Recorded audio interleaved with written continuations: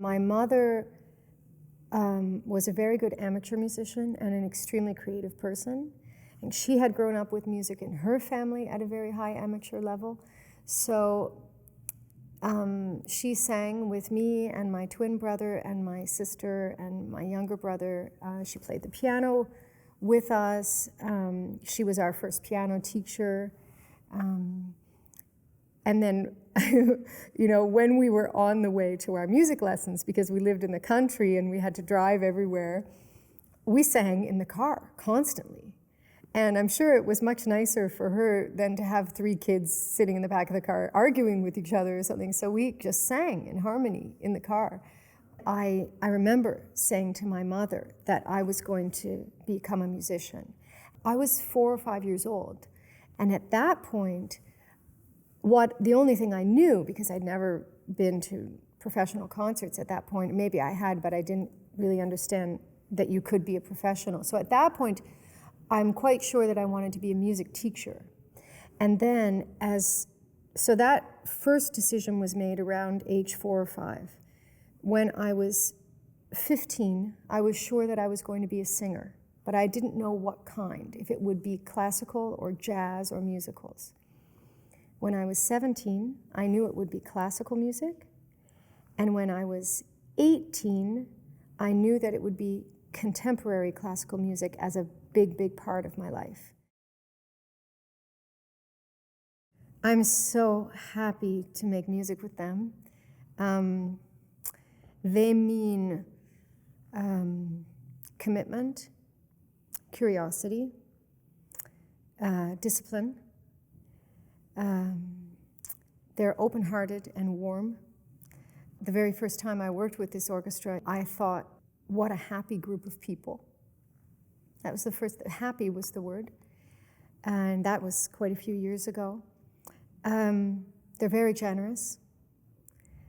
They offer a lot, and that's very special. So they don't wait for me to tell them. They also offer ideas, they offer possibilities. They're incredibly versatile. Today we were doing a program with Haydn and then very contemporary music of Vivier, and we had a lot of adjustments to make in both, and we got there with both, even in the first rehearsal. So, yeah, it's a kind of a dream situation, you know. It's really special. You feel like you're here 2 or 3 or 4 weeks a year with quite a few projects. You develop a relationship with the orchestra, and one can do that with an orchestra if you visit maybe once a year or once every 2 years, but if you come 3 times a year, that's really different. And I think for me, the most important thing in my life, in my work, is trust and relationship. So that's exactly what we're able to work on and build time after time.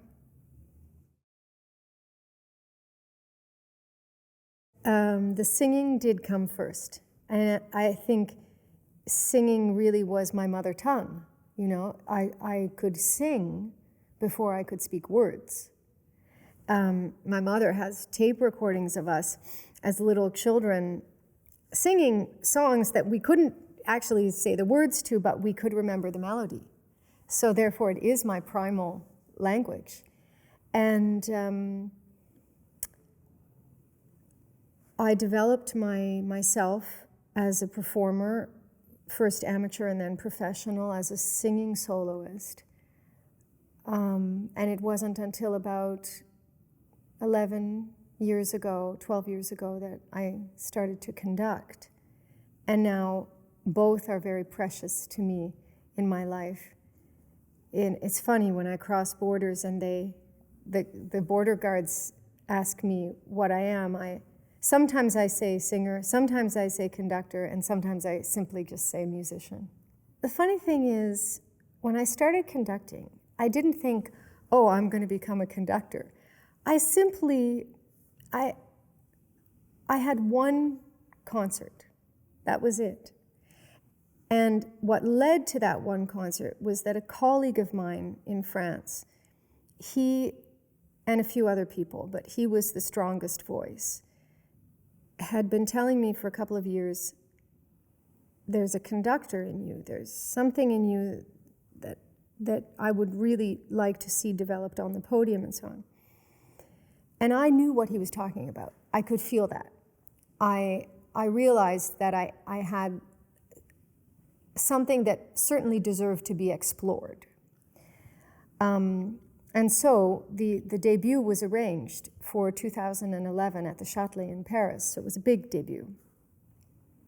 And I remember feeling before that concert, and as I said, it was only one concert that I had committed to. It was a program of Stravinsky and Ligeti.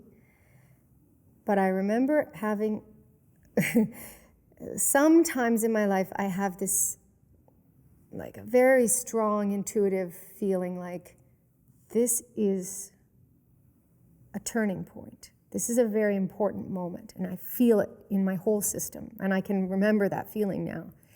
And I recall, before I went on stage, I knew this was not going to be just one concert. I knew that. At this point, 10 years later, it's been about 60 to 70% conducting per year and 30 to 40% of singing. For the last several years, that's how it's been, since about 2017 or 18. And that suits me very well. I feel that I'm still the same musician, and I'm still the singer, even when I don't sing a note. For example, this program this week here in Gothenburg, I'm not singing, but I'm singing every single piece, the Haydn, the Vivier, the Busoni. I'm with them in the sound. I'm living the sound with them. So it's not that one thing goes away, it's just that they enrich each other somehow. After a certain point, it felt like a door had opened that I had only been able to open sometimes when I was younger. Meaning that if that door was into music world, when I was younger, it would open and close sometimes either because I was nervous or I was still working on my technique, and of course I'm always still working on my technique, but there was a point when that door opened and it stayed open, and I was like, I've been given the key to the city. I felt like I had, in my personal relationship with music, I felt like I had a permanent access. And that was very special, because then I didn't have to kind of dip into it. I could just be in music, and from which I could then develop to the next stage and to the next stage. So I think that happened around, I was in my 30s, in my early 30s, when that happened.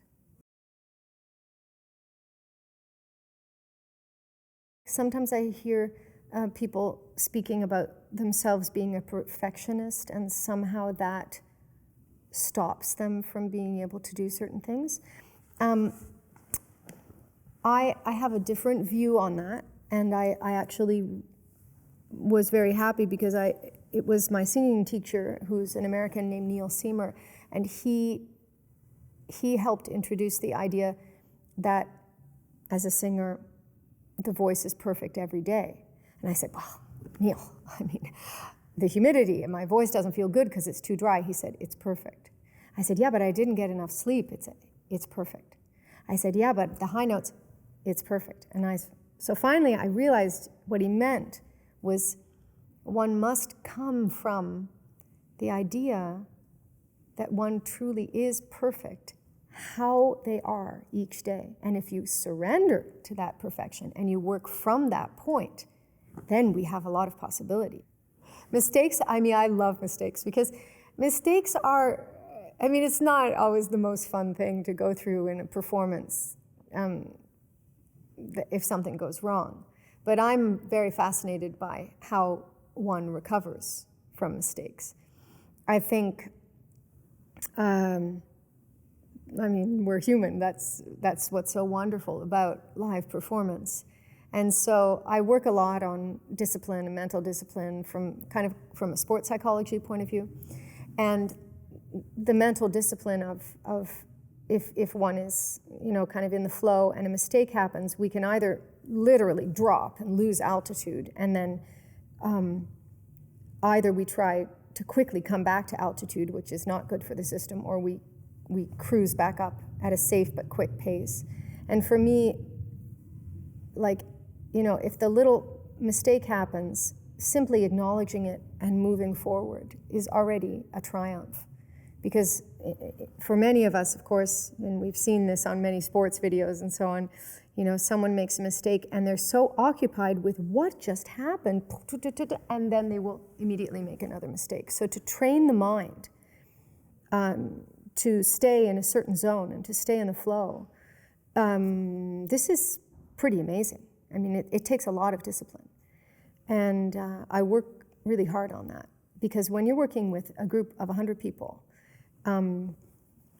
somebody's going to make a mistake. And how the group reacts to it is extremely important. The way that I speak to the orchestra is usually using a lot of imagery, non-musical imagery, often emotional imagery, a lot of imagery from nature, sometimes cooking, things that bring them out of the zone of music. For example, when a violinist, when I want the violin section to sound, I want the tone to sound a bit airy, I won't say, could you please play this flautando, which means airy. I could say that, but again, then we're staying within the music world. And so I say, I want it to be a misty night with a very light breeze and it's cold. Can you make that sound? And for me, and then they play the sound. And they play flautando, but they play the sound they play the image. And I'm very kind of dramatic image driven. So I think it awakens a different part of the brain system in how when we're kind of dealing with imagery. That's my way of communication. I feel the obligation to work with composers, to bring the understanding that I have of the modern music to my colleagues, to bring that to audiences, to develop, again, trust and relationship with audiences and colleagues so that they and we all become less intimidated by the difficulty of those sometimes quite complicated, complex scores, and we get to the heart of the music, because all music does have emotional quality, all of it. And I'm sure,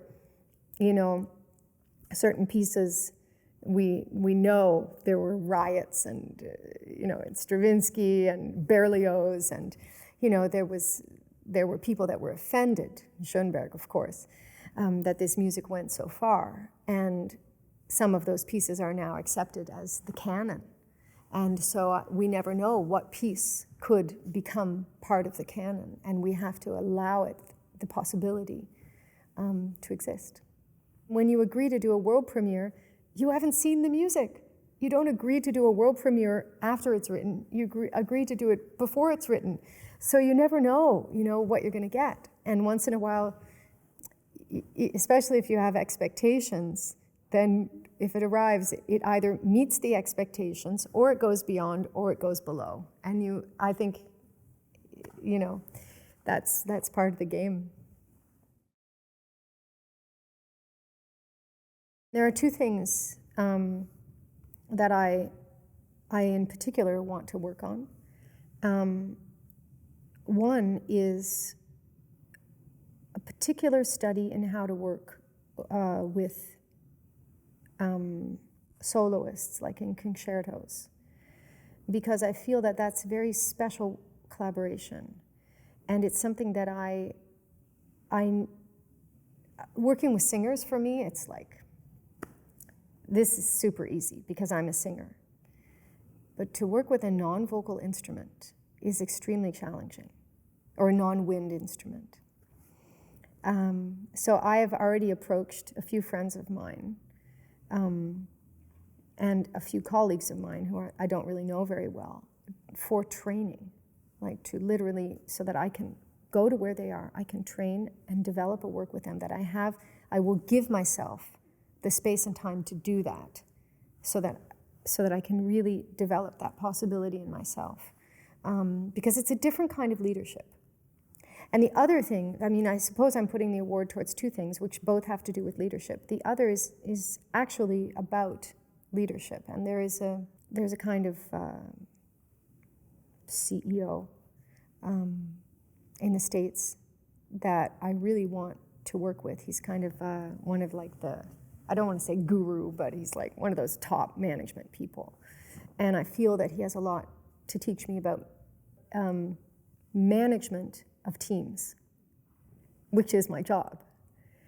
So I want to work with him in learning how to best manage my teams so that if I'm only with the team for a week, or if I'm with a team who is my support team for a whole year, or within equilibrium, or managing the team of momentum, or when I someday have my own orchestra, that I actually have trained myself well in how to be the best leader that I can be. So that's what I'm going to invest in.